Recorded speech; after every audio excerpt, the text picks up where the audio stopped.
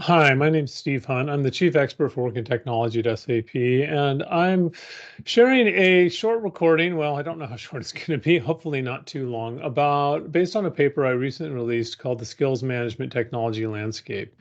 And this paper is the second in kind of a series of papers I've been writing on skills management. The other one looks more at the future of skills management, particularly the impact of ontologies on the area of skills management. But this one looks at the full range of skills management solutions currently available in the market. And what led me to write this paper was I went out to the SAP App Store, which is a place where you can go and look at all the different solutions both provided by SAP and our partners to address different business needs. And I just typed on the word skills, and I came back with 231 different results, 231 different solutions from SAP and our partners addressing skills.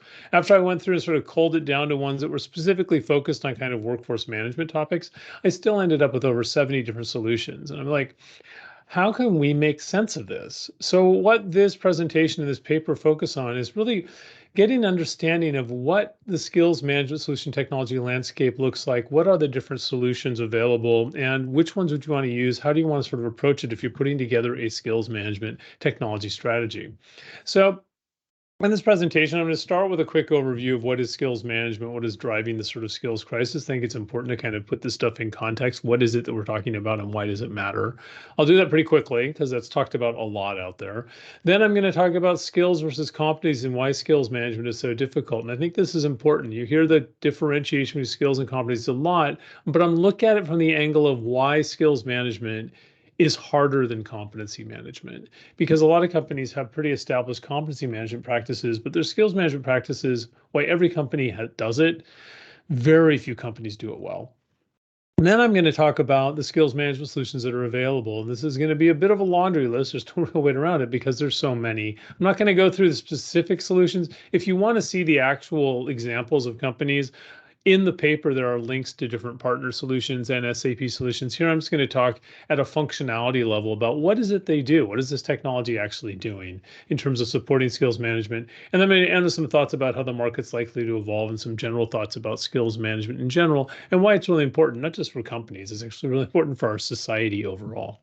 So let me start with the first of all, what is skills management? Well, skills management basically refers to methods to ensure a company's workforce has the knowledge, qualifications, and technical expertise to execute its strategy. It's not a new thing. If you think about the basic objective of skills management, it's about to have people in jobs that know how to perform those jobs. This has been around for a long time. It is probably the most important thing in talent management. Do the people in our workforce have the skills and capabilities to do the work we're asking them to do? Companies have been doing this for 2,500 years. This picture is the Chinese Empire, the Chinese government in 300 BC assessed people's skills to see if they could perform in government jobs. So it's not new. It's been around for a long time, but it's very difficult to do well. And it's becoming really, really important in the modern economy because something that is often referred to as the skills crisis. So the skills crisis, and I talk a lot about this in a book I recently released called Talent Tectonics. It's a crisis in having enough people with the knowledge to do the work we need to get done in organizations. And it's being driven by what I call two talent tectonic forces. And I use this sort of analogy to like plate tectonics, where there's these underlying shifts that we can't see them, but we see the results of their action in like earthquakes and mountains. You can look at work and workforces the same way. There's two underlying shifts that are having a massive impact on both work and labor markets. One is digitalization of everything, technology permeating every aspect of our life and work. And that's accelerating the rate of change in organizations. It's also creating demand for very specialized skills. At the same time, it's making other skills become obsolete. So, I mean, we're living right through this with generative AI. We still really don't know the full impact of that. Don't want to get into that whole discussion, but what we know for sure is suddenly skills that were really important probably aren't as important as they used to be. I'm not saying they aren't important at all, but other skills that we hadn't really thought about are suddenly becoming to the forefront. So it's this need for specialized skills, but at the same time, this is running headlong into another tectonic change related to demographics, primarily that there's more people aging out of our labor markets and entering into them due to decades of declining birth rates. In many industries now, there are more experienced skilled employees leaving than there are skilled employees coming into these workforces. So this is creating skill shortages. It's not that we don't have enough people in society. I always want to emphasize that. We have enough people, but we just haven't trained and developed all the people to have the skills we need them to have. So we have to get a lot better at finding inclusive ways and effective ways to develop people to give them new skills that the organization needs. So these two things are creating this sort of skills crisis that are making skills management absolutely critical. I mean, I work with a lot of companies, and it's amazing how many companies are like one company was talking about in manufacturing in the United States. They said in certain industries, we won't be able to run manufacturing plants if we don't figure out some way to develop the people we need with the skills to run these plants. It's not just a business issue, it's actually a societal issue. So, getting into skills in a little more detail, skills are usually contrasted to competencies. And the difference between competency and a skill, skills are what you know how to do, competencies are how you apply that knowledge. Competencies focused on behaviors, things like building relationships, planning, organizing, driving for results, stuff like that. But your effectiveness at competencies is influenced heavily by what you know how to do. Now, it's not the only thing. It's like, do you have certain knowledge and qualifications like Python coding, fluent in English? Do you have commercial driving license? These things. Now, these two things absolutely go hand in hand. You need both. You need to know things. You need to know how to do them. But when it comes to managing them, they're very different in terms of how we actually need to manage them. First of all, the nature of competencies. People are effective or ineffective at competencies. They're not something you know or don't know how to do like skills. And a good little litmus test that I use to say is something a skill or a competency is if you can imagine somebody saying, no, I don't know how to do that, it's probably a skill. So like if you ask somebody, do you know how to build relationships? They're not going to say no. They might say they're not really good at it, but they're not going to say no. However, if you ask somebody, do you know how to speak Japanese? They might likely say, no, I don't know how to do that. So if you can imagine somebody comfortably saying, I don't know how to do it, then it's probably a skill. If it's more like, well, I'm not that effective, then it's probably more in the competency range. Now, obviously, there are different levels and proficiency levels and skills, but that's kind of a general way to think about them. Now, getting into the proficiency levels, because skills are specific things, they get into things we know or don't know how to do, we have or do not have in terms of licenses. We can measure them pretty objectively. They're often measured through tests, and people can usually pretty accurately assess their own level of skills if you give them a clear definition for it. In contrast, competencies are much harder to assess because they're not what we know how to do, they're how effectively we apply it, and people struggle with evaluating their own performance when it comes to behavioral things. Whereas we're much more comfortable evaluating our knowledge. We're okay saying I don't know how to do something. We're not as okay saying I'm not good at doing something. Now, where skills so far, you might say, wow, skills sound easier to measure because they're objective and they're clearly defined. But now we're getting to the part why they are much harder to manage. The reason the skills are much harder to manage, first of all, is because we need so many of them. In a large company, you can usually define all of the competencies that influence job performance using fewer than 100 competencies. Sometimes it's a lot fewer than that, depending on the kind of organization. In contrast, in large organizations, they often need thousands and thousands of different skills across the different jobs. They need different qualifications, different technical areas of expertise. And so, if right off the bat, when it comes to skills management, there's just a lot more stuff you have to keep track of.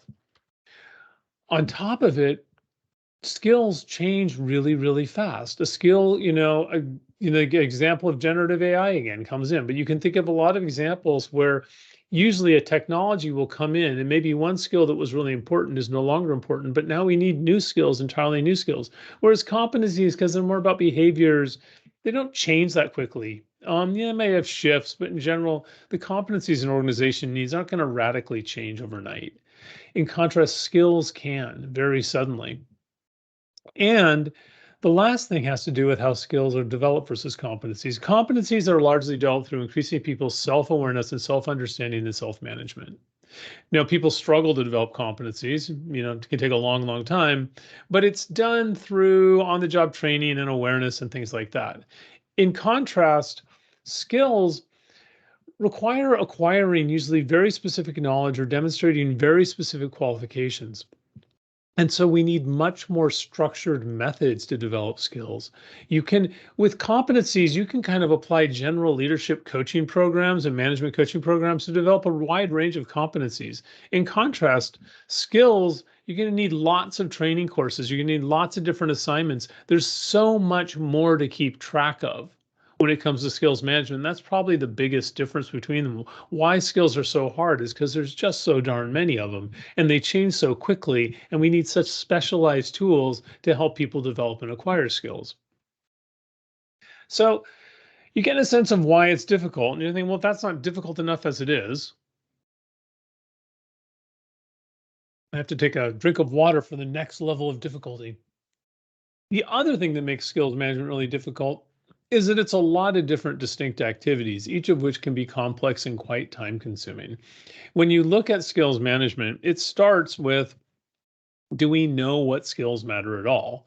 You can't manage skills if you don't understand the skills that matter, but there can be thousands of different skills that matter. Some cases, they may be really specialized. You may only need 2 or 3 people in the company to have them, but if they don't have them, the company can't operate. Good example, I mean, in healthcare, for example, if you don't have an anesthesiologist with certain skills at a certain time, you can't run the whole organization. You got to shut down the whole operation. So, keeping track of all the different skills that you need, and this is like having tools to understand the skills and on top of that, as I said, they're changing too. So how can we understand the skills the company needs? Then have processes to understand what skills specific individuals have. So we know the company needs, but who has them? Who has them internally? Who has them externally? Who has them among contractors? How do we get out and measure the skills people have? And it's one thing to say you have a skill, it's another thing to be effective at that skill. How do we measure proficiency level? And this is really important for certain jobs. Somebody comes in and say, well, yeah, I'm I have experience at project management. Does that mean they're an effective project manager? Do they have good project management skills? How do we assess sort of proficiency levels in different skills?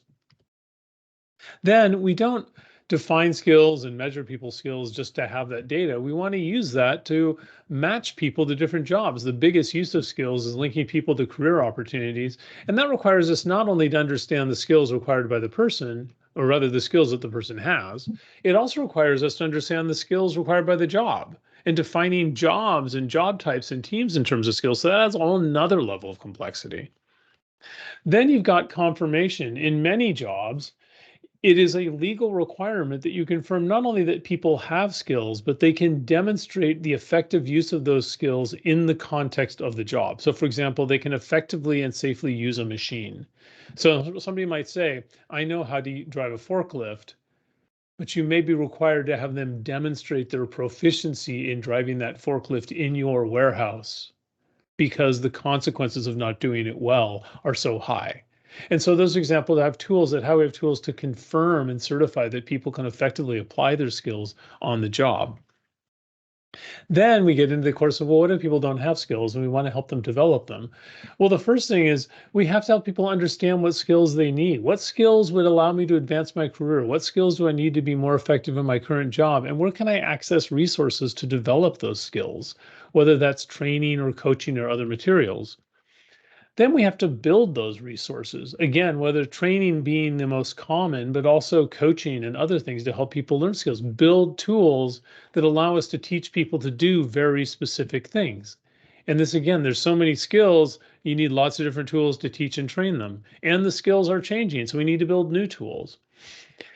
Then for many jobs that are highly skill dependent, that require very specific skills, there's a lot of these jobs are frontline roles where people are working different shifts on different lines and different assignments. And so how do we make sure that we have people allocated to different shifts and different schedules and different projects based on their skills, and we're making effective use of the skills in the workforce?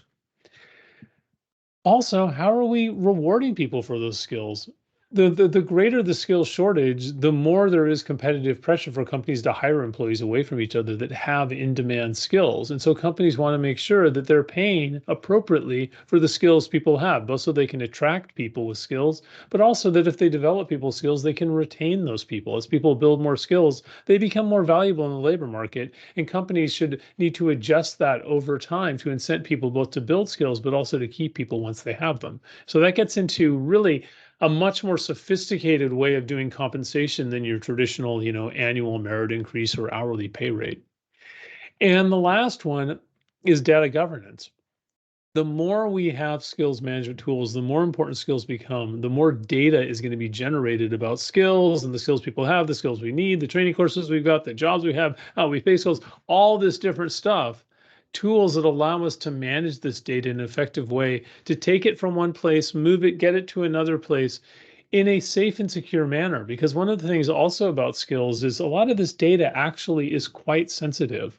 I know of companies that will not share their skills data externally because they're saying if you saw the data that we were looking at in terms of skills, you could infer what our product strategy is. Similarly, a lot of employees on the skills that are measured, they may not necessarily want that shared publicly. Some of the data might be about what they don't know. And people don't necessarily like to broadcast the things that they're not good at. And so there's a whole area of employee confidentiality, as well as just the desire to move data around more effectively. So when you look at all of these things, all of these are non-trivial.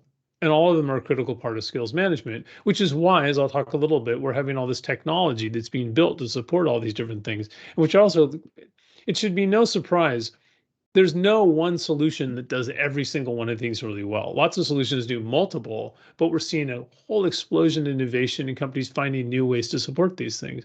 Because not only are these things by themselves complicated, you add to the fact that all these activities have to be performed in a world where the skills are constantly shifting. The people that possess skills are evolving. People develop skills. That's one of the great things about people. We learn over time. So we have to keep track of what people have learned how to do, but also certain skills might become obsolete or they may have forgotten how to do them. We have to keep track of that too. The skills available to the company are moving, that people are moving around in organizations, and last, the technology solutions are changing. So there's all this stuff going on, which is really why companies need to have good skills management strategies, just so you can keep track of both what you're doing, but also be aware of maybe what you aren't doing or you should be doing differently. Even if you can't change it now, at least be aware of what you should change. So let me talk a little bit about the skills management solutions themselves. What is it the skills management technology actually does to enable us to do those 10 activities more effectively? Now, if you want more detail and examples, go into the paper. There's links to different companies that do these different things so you can get a better sense of it. But very at a high level, I'm just going to kind of hit on what is this technology actually doing and how's it changing how companies are able to perform different skills management activities. Starting with workforce intelligence and skills intelligence. Skills intelligence is about understanding what skills the company has, what skills the company needs. The most traditional way is workforce analytics tools. And these are getting really sophisticated where they can pull in skills data from a lot of different places, from job assignments, from employee profiles, from training course requirements, and they can help you sort of get a sense of, well, what are the skills we have in the company? Where are they located? Where are different people located in the organization with different skills? How many of them do we have? At a more sophisticated level, though, we're also seeing rapid use of what are called skills ontologies that do the same thing that workforce analytics does at one level, but they take it to a deeper level. Because often when you're looking at skills, one of the challenges is that skills, they don't all have the same name, or employees may not fully describe it. So an employee, for example, might say, I have Excel skills in Excel. Well, if you have skills in Excel, then you actually have spreadsheet management skills because Excel is a spreadsheet. But you might not list it as spreadsheet management. But if you know how to use Excel, you could probably learn how to use other spreadsheet related tasks, even if they weren't in Excel, because you have an underlying skill associated with spreadsheet management. The issue is with traditional like skills, we don't match it at that level. If somebody says I have Excel and somebody says I need somebody who has spreadsheet management experience, it doesn't make that link. Whereas ontologies are able to infer through what's called natural language processing. They're able to infer different relationships between skills. If you know how to do this, then you're likely to know how to do that. They can also look across the labor market. They can look at job descriptions, and they provide this really sophisticated way to better understand what skills are out there, what skills does a company need, so you get to understand sort of what are the skills that matter to the organization. When you get to description, which is about understanding skills individual people have, the most traditional way to do this, and there's increasingly sophisticated, efficient tools for it, is just self-report tools where you just ask people, what skills do you have? And you have them rate themselves. And there are tools that are getting more sophisticated about asking them different skills based on different job types they have. So employees aren't like just filling out massively long lists. But the self-report profile is one way of doing it. It's probably the most traditional. There's also what are called inferred profiles. And these are using, again, often ontology type tools where they look at data on employees like their past education, past job experiences, past assignments, learning courses they've taken. And based on that, they infer the skills they're likely to have based on the experiences that we're able to measure based on digital information about that employee. Then there's also aptitude profiles, which don't measure skills so much as they measure people's capability to learn skills, different skills. And these are sort of typically psychometric instruments like personality tests and ability tests that give you a sense of, okay, this person probably is good at learning mechanical skills, or this person have an aptitude for learning, like designing or artistic skills. They give you kind of insights into that. So those are lots of interesting tools. Now that, like the personality tools, those have been around for a long time, but companies are getting more sophisticated at linking the attributes and traits measured by personality and ability tests to the kind of skills that companies need in different jobs. Getting into the validation, which is about saying, well, are people proficient in different skills? Obviously, there's tests, and tests are getting more and more sophisticated too. Again, something called computer adaptive testing that allows us to give very, very precise tests, get very specific measures on people in a minimal amount of time. So there's much more sophisticated testing technology than maybe what you're aware of from the past. Also, companies using simulations, including virtual reality simulations, to get a sense of people's skills level. And sort of a niche thing, but it's interesting, is analytically inferred estimates. It's what I call it. I don't, because it's so new, there isn't even a good name for it. But basically, it's looking at data for what people have done in the past. So for example, if there was a computer programmer, you might look at the code that they had written and infer their proficiency level based on the code that they had written. Now, the ability to use these tools depends on the ability to get past samples of people's job, tasks that people actually perform work before. But it's interesting. It would be like looking at what somebody's written to infer their writing proficiency. So kind of a neat thing. I kind of threw it in there because I only know a couple companies that actually do it, but it's kind of cool. So that's why I threw it in. Getting into matching, and I split matching, which is about matching people based on their skills to job opportunities. I split it into two things. First of all, how they do it. One, there's tools that use tags. Basically, when you post a job, you tag the skills you need, employees list their skills, or the training course, you tag the skills, and it allows people to match up that way. That's sort of the traditional way of doing it. Then there's these more complicated ontology-based algorithms where they do the same thing as tags, but they infer a lot more. So they cast a wider net. So like if, for example, if you said we have a job that requires somebody to have statistical analysis skills, it might say, well, and a candidate might say, I'm proficient in programming in SPSS, which is a statistical analysis program. They might not say I have statistical analysis skills, but if you know how to program SPSS, you probably have statistical analysis skills. So these tools kind of can look one layer beyond. They can interpret beyond just the written word to kind of the underlying skills to make these matches. Then in terms of matching the what, well, the most common is full-time positions. These tools are being used extensively for recruiting, but they can also be used for contracting, which I think is really important because one of the main reasons companies employ contractors is to get people with highly specialized skills that the company may not have in the workforce. They're also being used for internal projects. So giving sort of that idea of gig worker dynamic teams so that we can get people certain skills, they fit to different projects, but also people that want to learn certain skills. You can say, hey, this project is going to give you a chance to learn a certain skill. So it's a way to promote internal talent movement and through greater learning of skills through job assignments. Now getting on to the next one, confirmation. And this one's particularly relevant to what are called, regulated industries. There's a lot of industries like in healthcare and in manufacturing and in energy, where there are a lot of requirements that people demonstrate proficiency at certain skills in order to perform them. One of the ways to do this is what I call sort of checklist demonstrations, where often the supervisor will have to watch somebody perform a task in the job and check that they did certain things appropriately. But also there's validated learning or training, which is making sure that people have taken training, successfully completed training courses. And a lot of these, one of the things is not only do we need to make sure people have confirmed that they're proficient in certain skills before they go on the job. In many jobs, we need to do this every year or every 6 months, basically to make sure, are this person's skills up to date? Is their knowledge, other qualifications up to date? And so there's a lot of tools that help not just with the confirmation, but keeping track that have we done it when we need to do it, how we, kept on track. And I think one of the things that's really interesting in this particular one too is increasingly we're seeing these confirmation skills management solutions link out to operational solutions. So like an example, imagine an employee has to have demonstrated their proficiency in completing a forklift driving course before they're allowed to operate a forklift.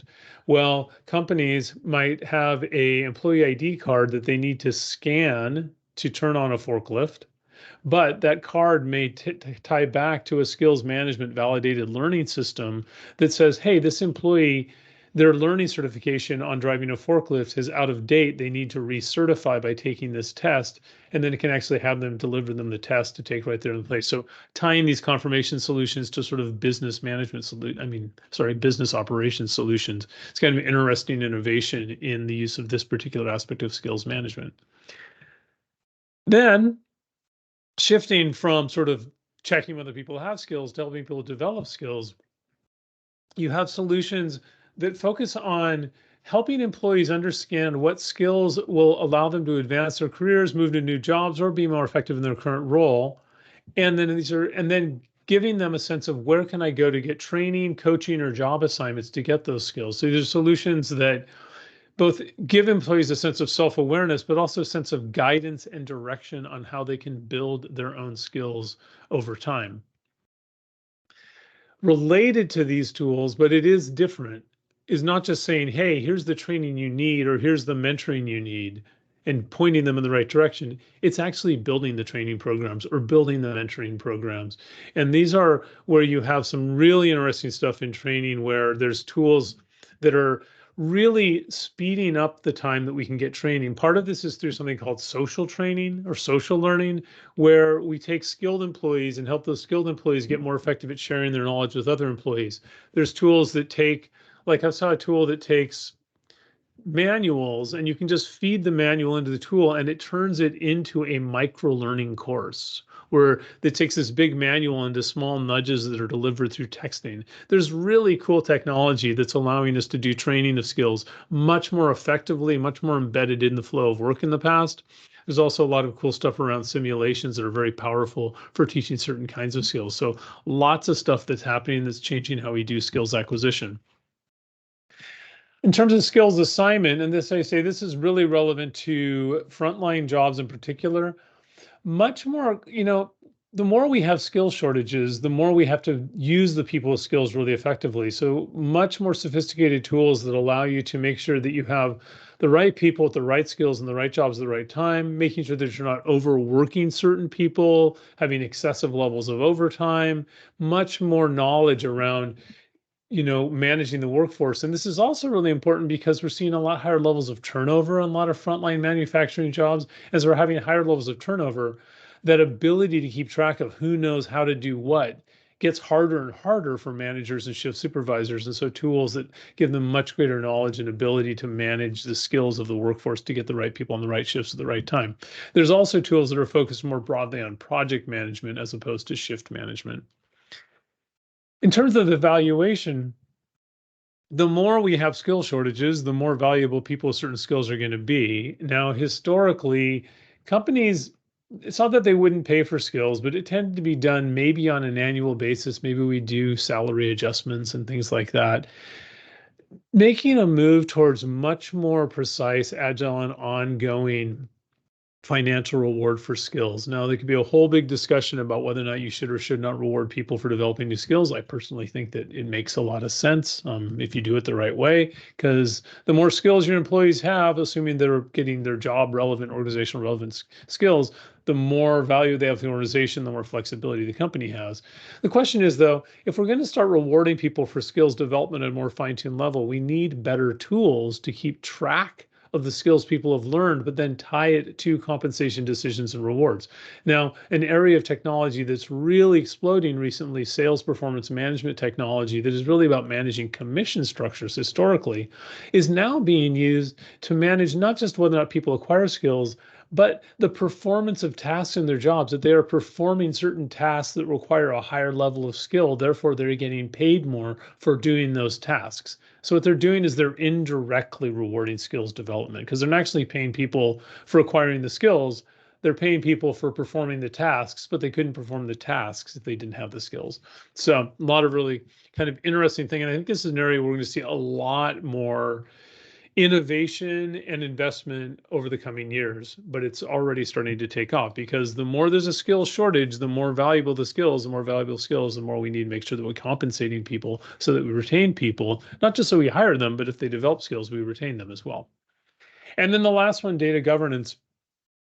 There's two ways of managing skills data. There, pretty standalone platforms, particularly the ones that have ontologies, do have a lot of sophisticated tools for managing skills data, but it's not at the level that you find in core HR platforms. And I really do think the future of data governance is going to be core HR platforms like the Talent Intelligence Hub in SAP is a really good example, because you want some place to take data from maybe third-party applications. You want to be able to clean up that data, control it, share it with different applications. So maybe take data from a skills intelligence solution, clean it up, feed it into the data you use for workforce planning. Maybe take that data that you use from a skills description solution about employees, feed that into succession management data. So a lot of ways that you can control this data. I think as we see more and more skills management solutions, more focus on skills management, we're going to need much, much better data governance. And there is a lot of innovation in this area, but I think the most powerful is coming from your core HR platforms. And obviously, I favor SAP because that's where I work. And we've done a lot of really cool work on our Talent Intelligence Hub. So if you're an SAP customer and you haven't checked it out, check it out. So it gets to the next thing. What skills management solutions should your company use? Well, it's a long presentation. I need water. So one way to it's not, when I was looking at how to answer this question. Well, first of all, I thought, I looked at a lot of skills management solutions and they do kind of fall into three broad categories. There's specialized solutions that usually focus on one or two activities, just for skills validation and testing, or solutions just for skills assignment and scheduling. So you can have some really specialized solutions. Some of these solutions often can be up and running in under 3 weeks. And they solve very specific needs. There's also what I call a class of what I call ontology-based solutions that use these ontologies that are much more sophisticated and complicated. They tend to support multiple things. They tend to be focused on different areas like skills intelligence, matching and staffing, learning and development, skills acquisition. Often they overlap. These tend to take more of a lift to install into an organization to get up and running, but they do provide a tremendous amount of power, especially about really understanding the skills in your company. And then there's the platform-based solutions like Talent Intelligence Hub, like in SAP, that really allow you to take a lot of data from these first two kinds of solutions and apply it in a lot of different ways within the organization.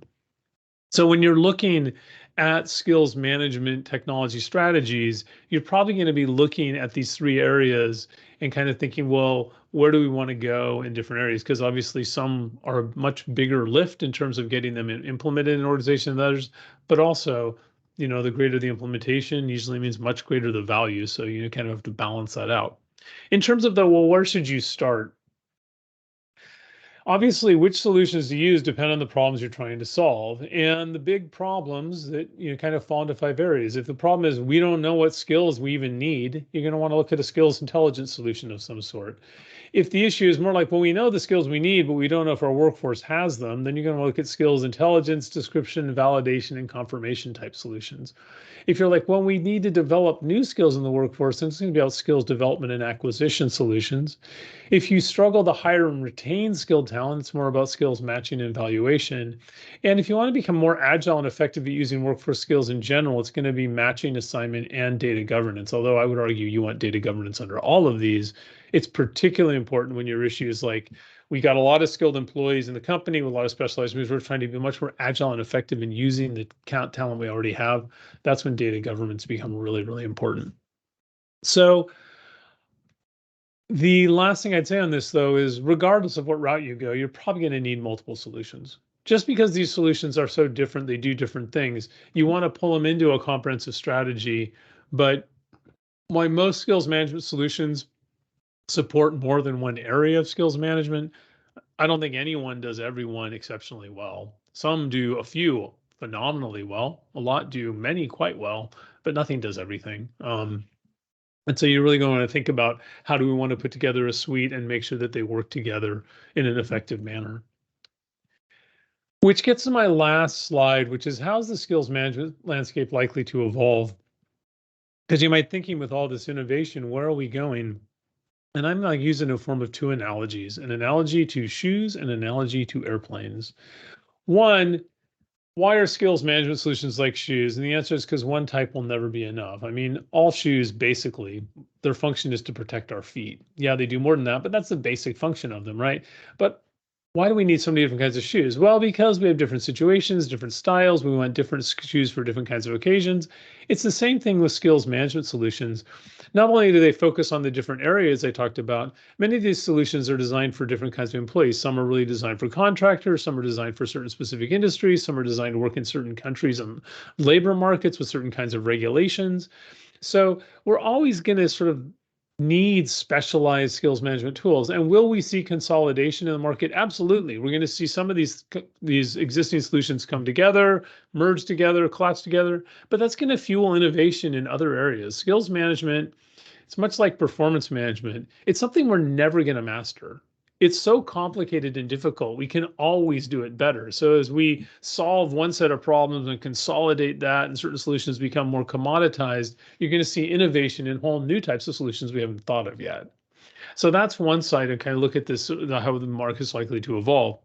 The other thing, in terms of how I see it evolving, is the analogy of why are skills management solutions like airplanes. We tend to talk about airplanes like being built by Boeing or being built by Airbus, but in reality, Boeing and Airbus, they don't so much build airplanes as assemble them. Yes, they do build certain major things like the fuselage or the wings, but the wheels, the engines, the cockpit instrumentation, that all comes from other vendors. And what they do is they effectively provide a platform to bring all of these things together into a coherent whole. That's really what I think is also going to happen in the future of skills management is core HR platforms.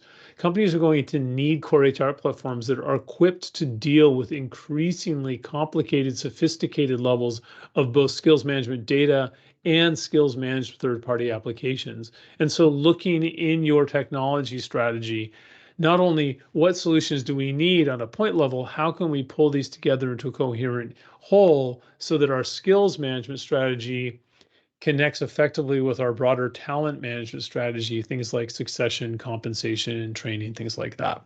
So, in sum, I hope that you found this overview interesting. It's a lot to cover. I tried to cover it as quickly as I could, but it is a lot to cover. I'd say a closing thought, though, and going back to my book, Talent Tectonics, I talked about earlier how skills management is important for companies. It's important, actually becomes super critical, but it's also important for employees. Companies can't be successful if employees don't have the skills they need to support their strategies.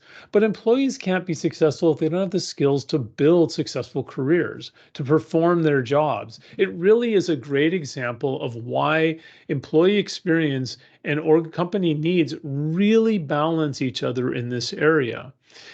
And when we look at technology, companies tend to invest in technology. One is to maximize human potential, to get more people, but also we do it to reduce workforce costs. And a lot of the changes in technology is inevitably, and it always has and it always will, is we get technology that's going to eliminate certain types of jobs and create new ones. But technology, particularly if you look at all this new skills management technology, can also help people transition to new types of work. We should take the cost efficiencies that we're getting from using technology to automate a lot of job tasks and reinvest it, or at least a portion of it, in technology to help employees develop skills for the next generation of jobs. Technology is going to change the world of work. And whether this change is a future of work that is utopian or dystopian, though, really is about how we use the technology. That we're kind of going in two directions in our society right now. One direction is that we're moving to a more skills-based world where people are constantly being hired to develop new capabilities and they're hired for their potential as much as what they already know. And there's a lot of movement with fulfilling work. That's one direction we are kind of going. But we're also going another direction where we're going to have two very distinct labor markets of highly skilled, probably well paid, but highly overworked people with specialized skills, and people down in another labor market whose skills are no longer relevant to the modern world of work. They struggle in a series of low, underpaid jobs and precarious employment. We don't want that split. And the skills management technology that's being built can help companies not just make the organization more successful, it can make people's careers more successful as we're going through this time of increasing turbulence and change brought upon largely by technology itself. So in some there are lots of things that you can do to improve skills management. As far as what is the thing that you should do right now, it's going to depend on your company.